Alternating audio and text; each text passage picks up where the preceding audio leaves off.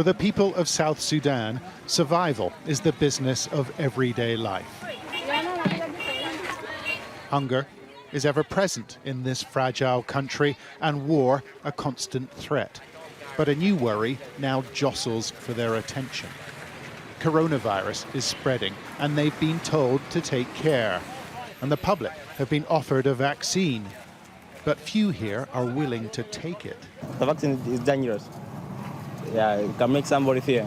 You think it might hurt you? Yeah, so many fear. Yeah, so many people fear, so many people are scared to take the vaccine. Do you think virus won't affect you? It's not affecting me in South Sudan here. Why is that? Because we are black people. And I don't feel like even taking the vaccination of corona. Why is that? I'm just good, because Lord is powerful. I only believe in God. The pandemic is widely described as a global event, but that doesn't mean much in the Konya market. In fact, I think I'm the only person here who's wearing a mask.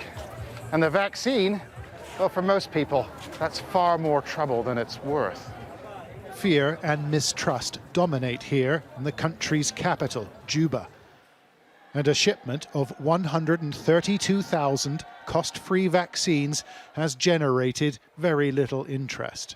This the scene at Juba's Central Hospital, where they've erected a special walk-in clinic. We try to motivate people to come. As also a leader of the community, but some people say they didn't need to be forced. If they don't act soon, they'll miss their chance. There are plenty of vaccines available. Only 7,000 have been used, but they're set to expire in mid-July, and the majority may go to waste. We found the hospital director trying to sign people up. And everybody is welcome. Everybody in Juba who want to be vaccinated. So this is the story. Go and tell the world. Tell my people first. You guys are so lucky to have the vaccine here. He's asked foreign nationals to come along to promote their effectiveness. So we joined Ethiopians, Ugandans and Pakistanis in the queue. A vaccine in South Sudan. Still, Dr. Marker is unlikely to use up his allocation. If tens of thousands of vaccines expire, you may have trouble getting another batch from COVAX. Absolutely. It is a disaster. If this vaccine expires, and then we have a wave of COVID-19 killing our people, and they had the chance to come and get vaccinated. Vaccine coverage across the African continent is extremely low. Here in South Africa, the vaccine rollout has barely started, while in Kenya, they're struggling to secure supplies. Convincing people to take one will be key. We spoke to an anxious-sounding police officer in Johannesburg. How are you feeling, Clonnie?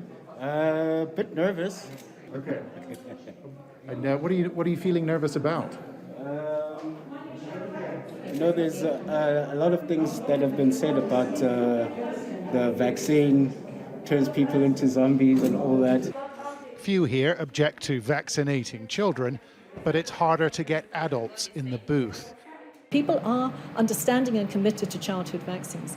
I think the difference here is that we're trying to target suddenly a different population. We're targeting adults, and in this case, very often older adults. People over 60 in many settings might never have had a vaccine before, might well be scared of the vaccine, might not see the necessity to have a vaccine, having got to that age without a vaccine. Without an adequate supply of vaccines, African countries are vulnerable. But they face a bigger challenge in countries like South Sudan. They need their citizens' consent. John Sparks, Sky News in Juba.